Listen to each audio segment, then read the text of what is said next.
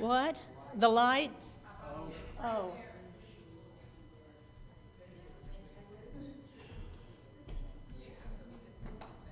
You have such a gentle voice.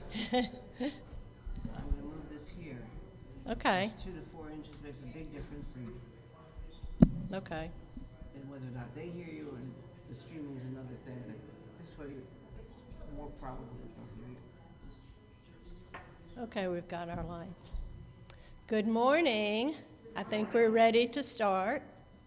Welcome to the Treasure Coast Unitarian Universalist Congregation in Stuart, Florida. Today is October the 9th, 2022. My name is Janet Rader, and I'll be your worship associate for today. As you all know, we are a welcoming congregation. We welcome people of all gender identities, ethnicities, ages, and backgrounds. It's wonderful to see all our vaccinated people in the sanctuary, and as you know, we're on YouTube also.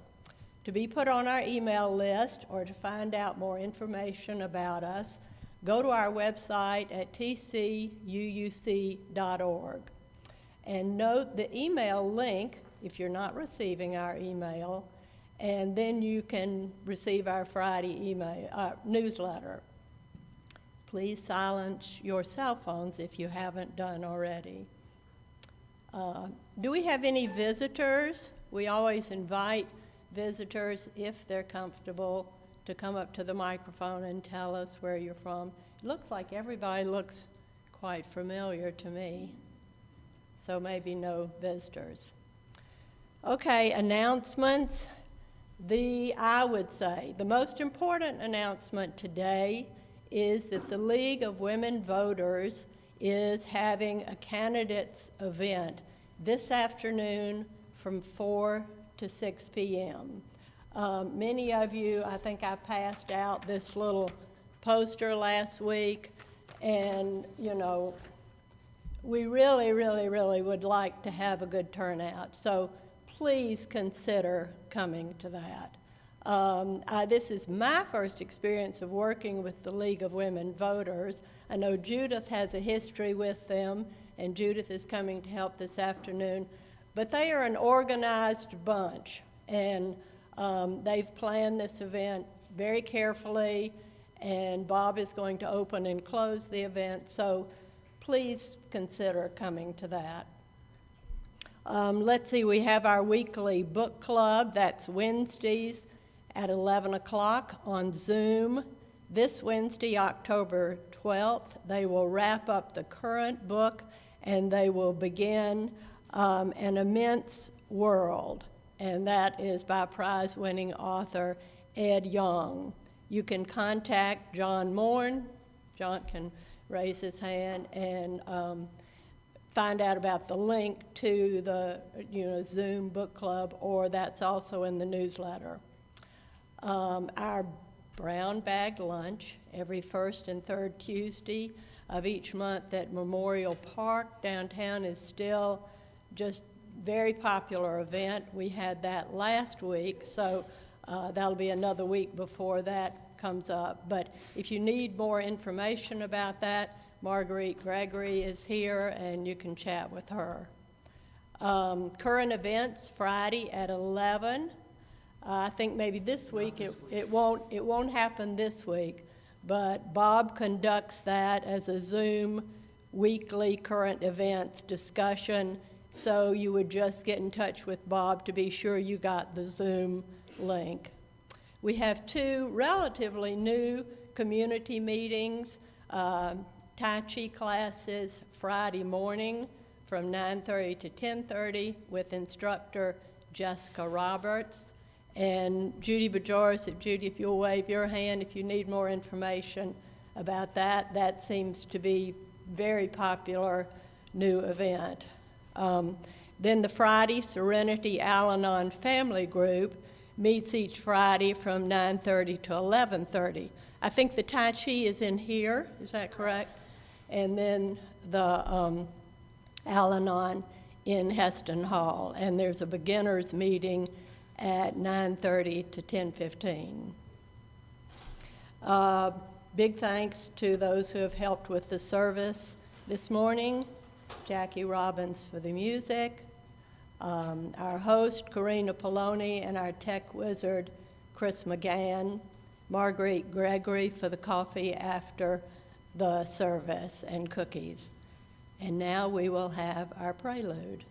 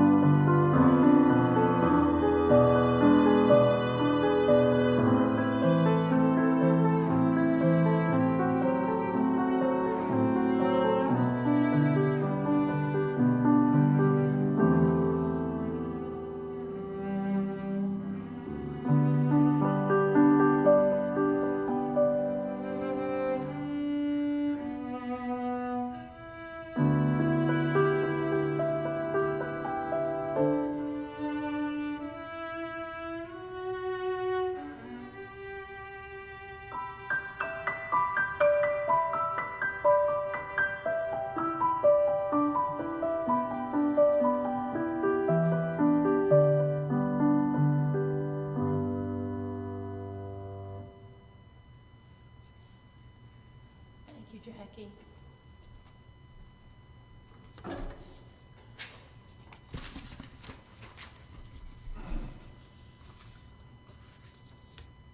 And now for chalice lighting words. My chalice lighting words and my opening words come from uuthevote.org, and I think are especially appropriate in light of our hosting the Meet the Candidates Forum this afternoon. This is entitled Grounded in UU Values. From our work for marriage equality, women's suffrage, the abolition of slavery, for civil and voting rights, to advocating for a path to citizenship for immigrants, to taking on the new Jim Crow and white supremacy today, Unitarian Universalists have a legacy to carry onward.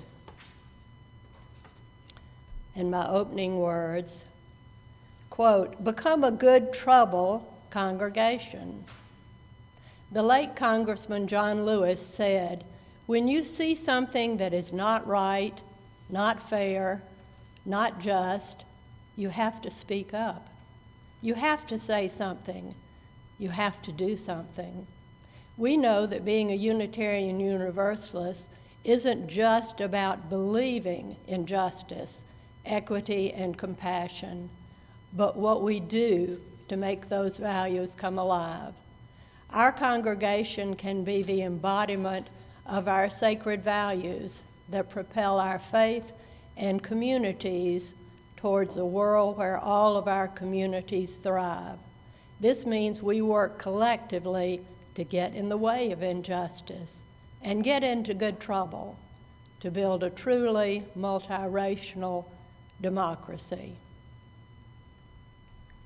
And our first hymn, stand if you like, to sing hymn 347, Gather the Spirit. 3 verses.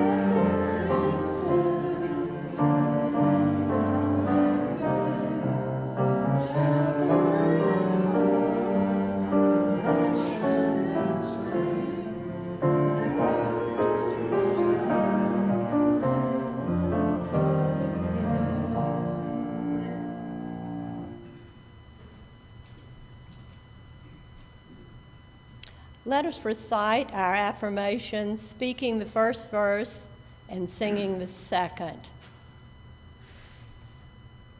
Love is the spirit of this church, and service is its law. This is our great covenant, to dwell together in peace, to seek the truth in love, and to help one another.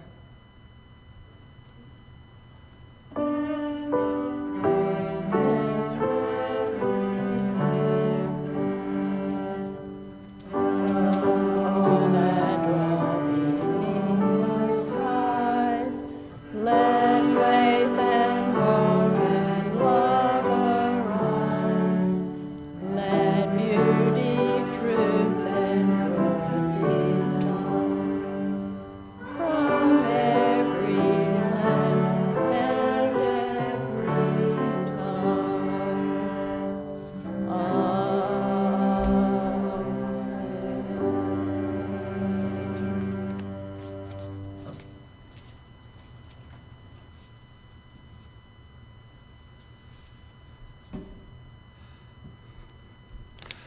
One of the reminders of my COVID is my voice. So I have to ask you to endure that and await its improvement. And I have to drink more than usual. This is water, but I have to use a lot more of it. I'm grateful that the head fog is lifted. How many of you have had COVID? Did any of you have the head fog thing? Your head kind of filled with something until it went away? Yeah. Well, anyway, I'm glad that has lifted. Our joys and sorrows are our time to let us know what's going on in each other's lives. That's difficult, and we hope your sharing makes it a little bit less so. We want to know how we can be supportive, and knowing is one way. I'll begin by telling you that Pat Burt texted me that her husband Joe died. I think it was just yesterday morning. He had been ill for a long time. He was on hospice. He was really a delightful man. Even in his declining state, he had a sweetness about him that will stay with Pat. But we will also want to surround her, embrace her as best we can. Joe was very active in the Jensen Beach Community Church Congregational, and I assume a service will be there. And when we know that, we'll be sure you know that. But we certainly hold on to Pat. And somebody move a stone. John, you're there. Could you just put one over for her? We ask you to keep them brief and make them personal, as opposed to things like political announcements and all that. But anyhow, who else? Who has a matter of sorrow or joy? John, you start. Okay. First, a sorrow. I'm my brother-in-law, my wife's sister's husband, is in the hospital, and he's struggling. He'll be going into rehab this coming week. He and his family are estranged, and so it's tough. He's a fine man and a good person, and I enjoy going to visit him. So please think of him. But my joy is, I want to thank this congregation for being so supportive of my latter day move back into rock and roll, and for coming to see the band, the Stubborn Bastards, who we played on Friday, and we'd played before, and the congregation's been very supportive and positive, and we really appreciate it. Pam, who can't be here today, but Pam said to me afterwards, she said, "It's just such a joy to see you old guys up there doing what you love." And I said, well, that's why we called ourselves Stubborn Bastards. So thanks. Anyone with something to share? Carolyn? And then Jackie. This might not seem very personal, but it's personal to me. Today would have been John Lennon's 82nd birthday, and we lost him way too soon. We're also keeping him. You want to move a stone, Carolyn?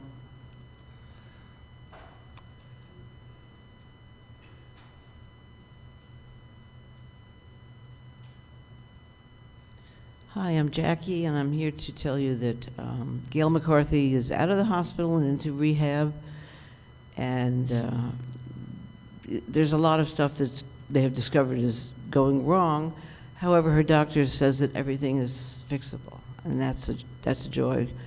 And also that her daughter is with her right now, one of her 5 kids, and one of her kind 5 kids.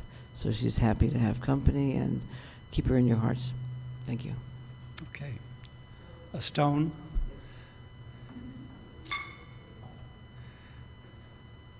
And tell us who you are. I'm Marianne Robertson, and I have a sorrow. A very good friend of mine passed away 2 weeks ago. I didn't know about it until after church last Sunday. But we got to know each other in the early 70s when we were both studying Catholic theology at a male seminary. And those experiences were very life-changing. We went through a lot of things together in a short period of time. And we stayed together over the years. We stayed friends. So that was, she stayed in the order, the Catholic Sisters, the Adrian Dominicans. I don't know if any of you know of them. They have Barry University, and they're very active down here in Florida. But she was a person who lived her whole life with social justice on her mind and what she did, actually. She was involved in a lot of things. But personally, I really miss her. They had her service on Zoom, which they do for all the sisters, the congregation's mother houses up in Michigan. And it was very interesting. It was beautiful how they were able to do their funeral. And I just want to share that because it's a sorrow that she died at 90 years old, so she lived a very good life. And we haven't seen each other for several years, but I'll really miss her. It sounds like she made a difference.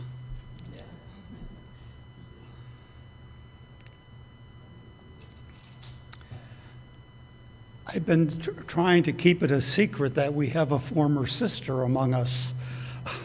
But at some point, I want to hear more from her, what her experience has been. Anybody else with a matter of personal joy or sorrow? Go. You want to move a stone for all of us that we don't say out loud? We always do one more because we all know we have people we worry about and care about and hope for. I'm going to move two for John. And Janet does this so beautifully. This is really one who doesn't want to come up, or it's too personal. So can't hear you. Say that again in the mic. Yeah, say it in the microphone, Pat. For the people who are watching on. If I can't, I really don't want to. Okay, okay. Thank you. Anybody else? This meditation, I'm sure I've read before and will again. It's from Frederick Gillis in the back of our hymnal.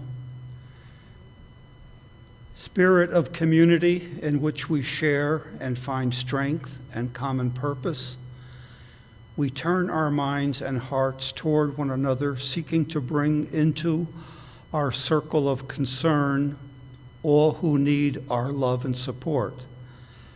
Those who are ill, those who are in pain, either in body or in spirit, those who are lonely, those who have been wronged. We are part of a web of life that makes us one with all humanity, one with the universe. We are grateful for the miracle of consciousness that we share, the consciousness that gives us the power to remember, to love, to care. Frederick Gillis. And now some moments of silence.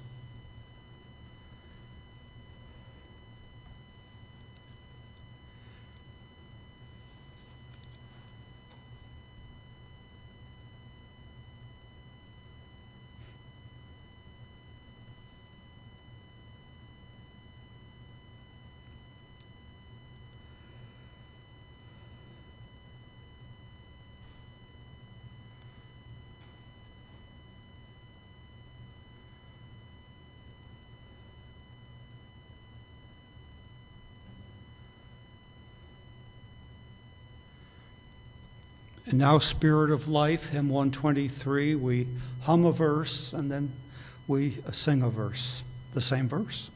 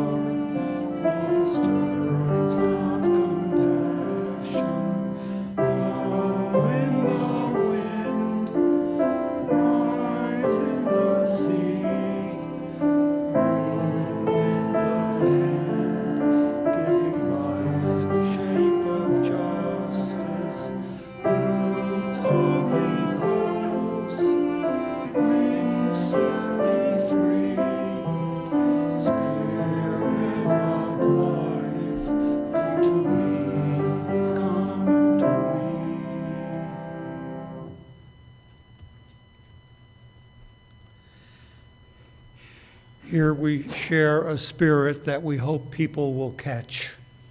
And part of it we call generosity, and we hope that people will be generous back so we can keep on going.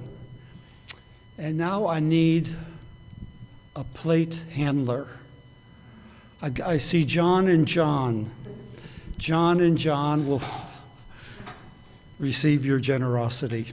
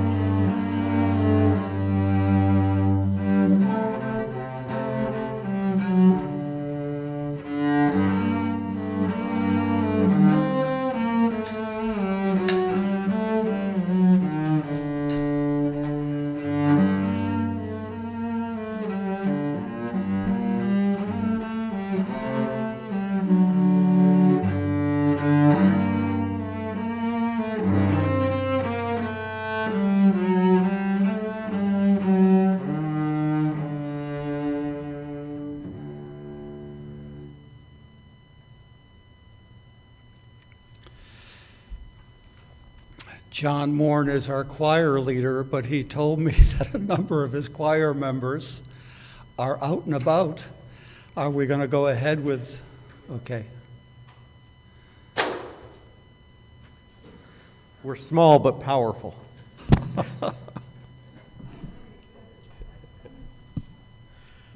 And please join in if once you get it. It's in the little blue hymnal. It's 1008. The teal color, blue-green. Yeah, hold just a minute. Marguerite's going to hand, are there any back there to hand out? All right, if you're going to sing, you get one.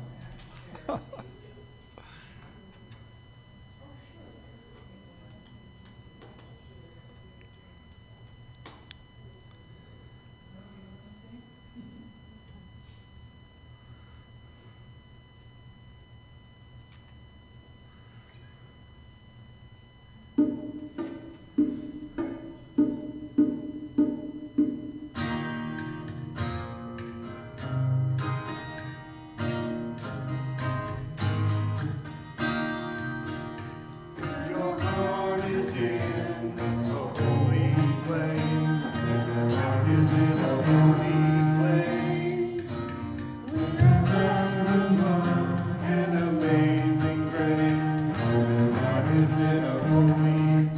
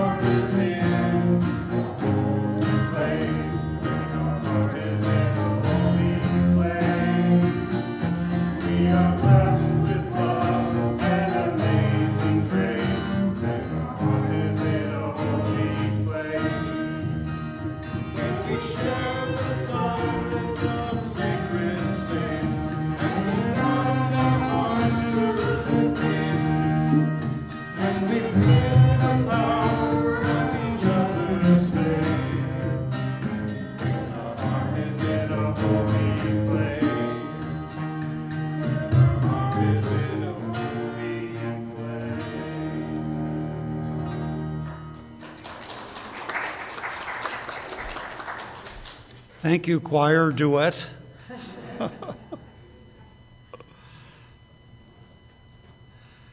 lot of work goes into that, and we appreciate it, John. I also want to say thank you to Jackie because she brings other players with her in that little gizmo that she sets on the piano. So you have friends. I'm glad you have friends because you have friends, we have those friends, and we owe them, so thank you. Who owes whom an apology? It began as a children's jingle. Neighborhood playmates were singing it, and soon our children were singing it. You owe me an apology. My two daughters sang it to each other, and soon to their parents. We didn't consider that some primal grievance or unspoken but felt slight or oversight was baking. At some point, all were adults. There certainly were disagreements about when that happened. Family of origin, especially where there are siblings, is where we learn two essential ingredients of all good relationships. They are apology and forgiveness. Some of us loved a movie about love story, a long time ago, and its enduring message was, love means you never have to say you're sorry. I guess because it's a given, often with a parent standing over you with, you will apologize now. But not wanting to believe movies have the last word on anything, many reacted to Love Story with, not true. Love means you want to say you are sorry, because relationships of love just have too many opportunities to try to get by with less than our best. Just too many nuances of inconsideration.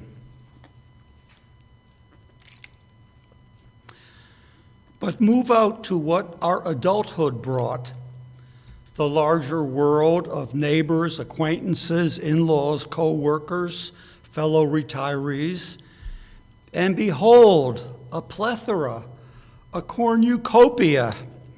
Now we're getting to the season of cornucopia, but here I mean not vegetation, but outpouring of relationships that, if we want them enough, invite woulda, shoulda, coulda, until we might just want to go into isolation.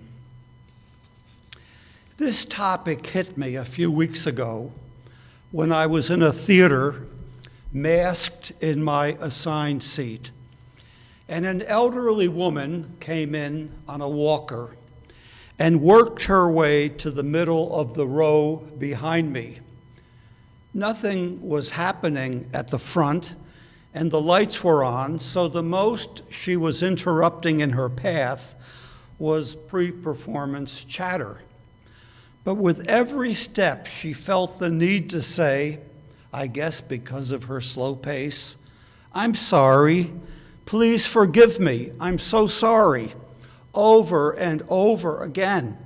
I wanted to stand and say to her as gently as possible, you don't need to apologize. We're all living in community here. We are glad you can be here. Nothing to apologize for. So, do you ever need to say sorry and mean it? Who doesn't? If someone else needs your apology and isn't sweet or innocent enough to sing it to you, then you have to weigh what an apology does for them and what it does to you. Obviously, a sticking point here, or a stickler point here, is that you may not get. I often just don't get why that's necessary. And does apologizing admit to some intention I can't own up to? You might have heard it that way, but I didn't say it or want to say it that way. Now, we live in a murky world where what is said and what is heard may not seem at all related. But since I choose not to live on an island by myself, at least most of the time, I have to be big enough to say, I'm sorry that's how I sounded. If that's how you heard me, I'll have to work on my communication skills. I want my words to match my intentions. And of course, I don't want to hurt you in any way I can prevent. A P.S. parenthetical here. Introverts, born introverts, are so fortunate.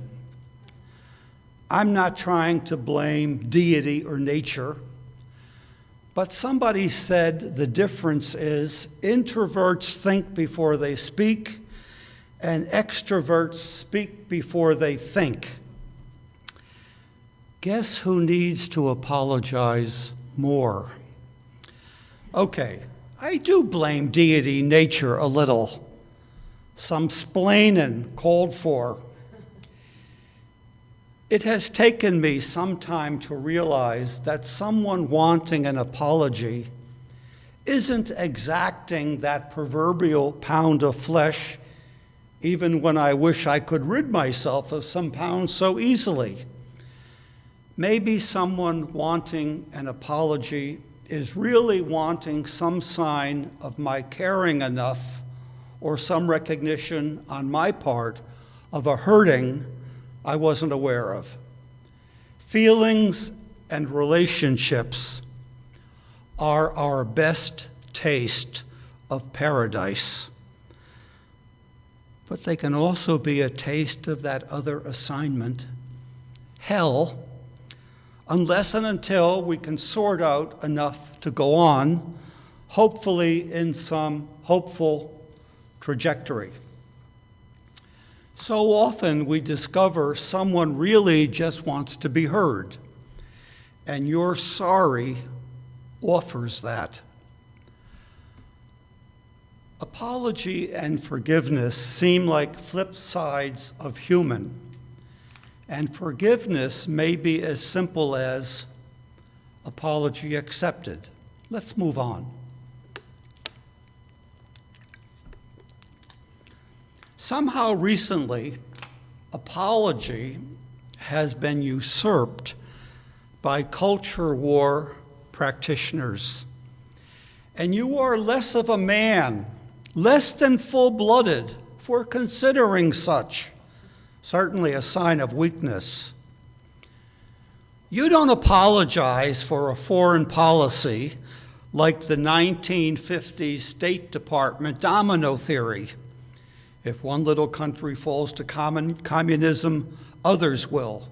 So you prop up a weak government and don't worry about its own popular support. You don't apologize for the influence of international corporations like United Fruit, I think that was the name of it, in Central America.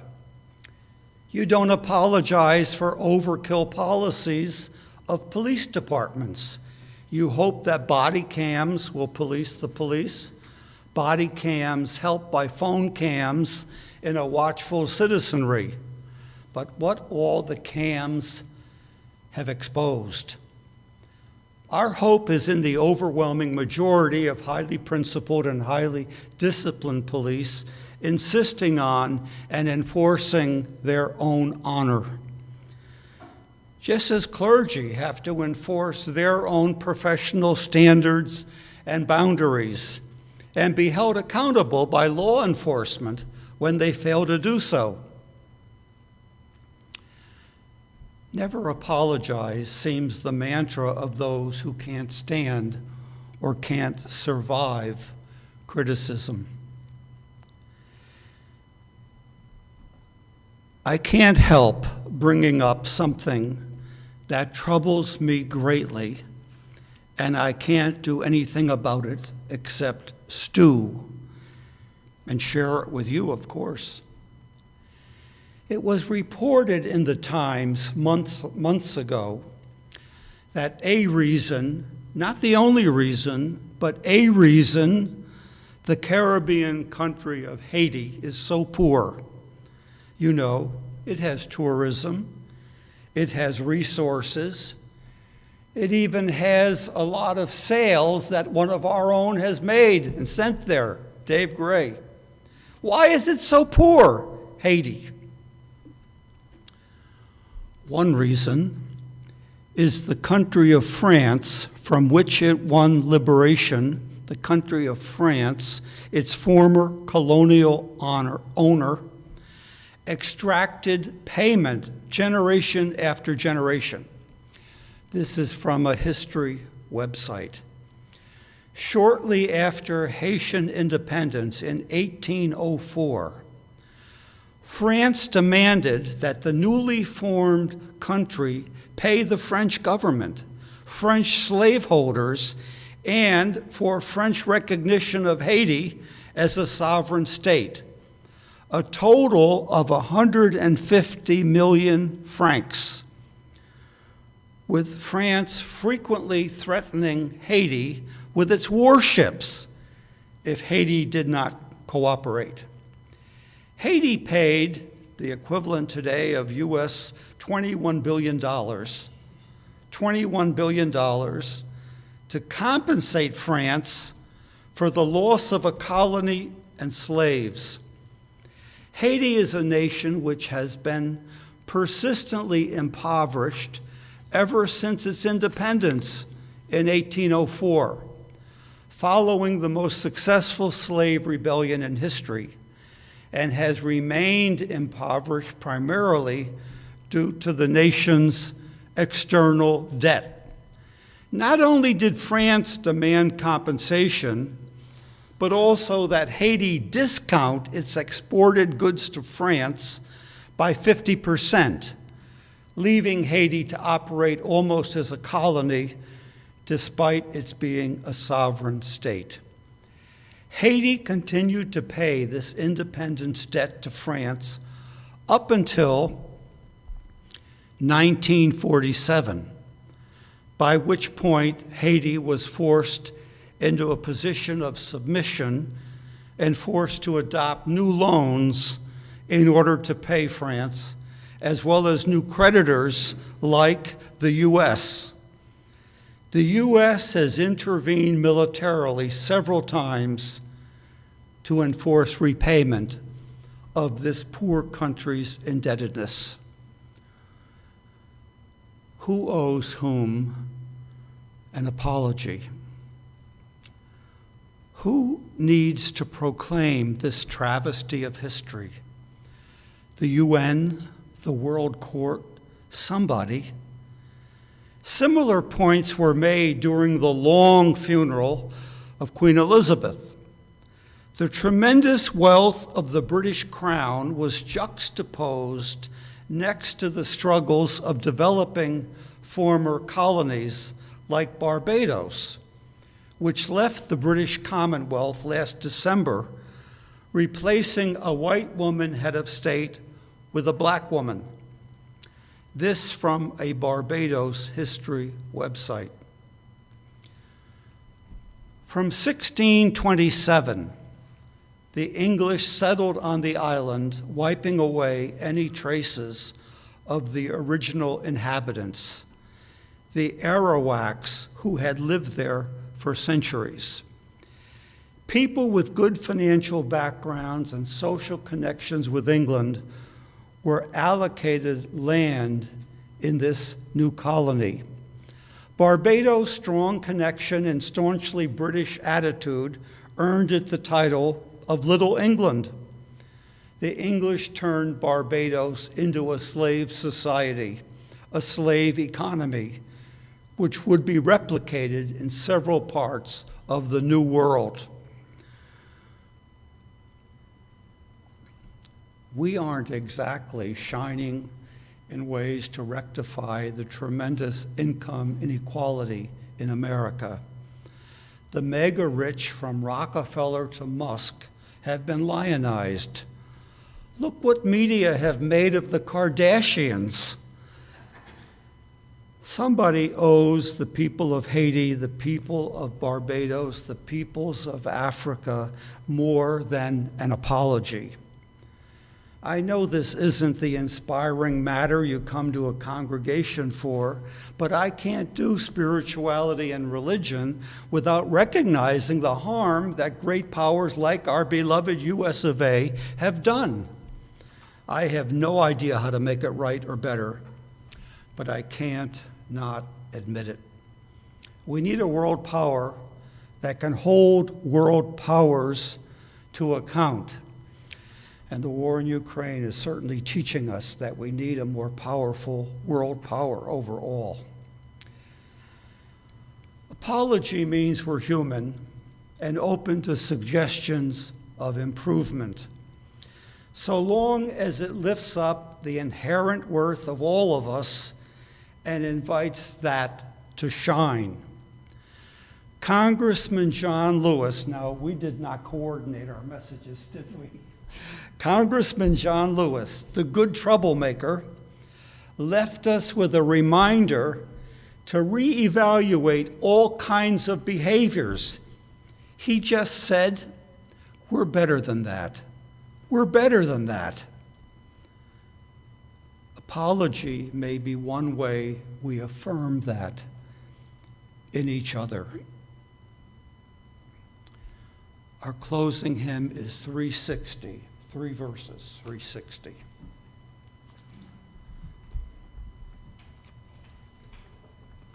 Stand if you wish to.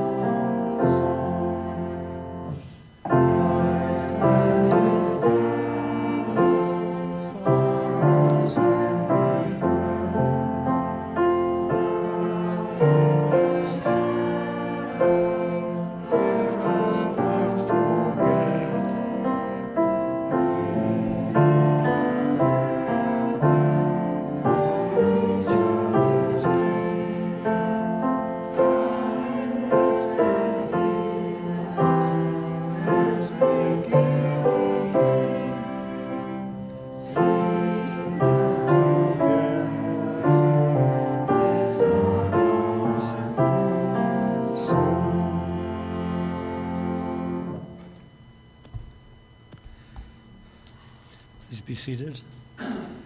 And now for our closing words as Janet extinguishes.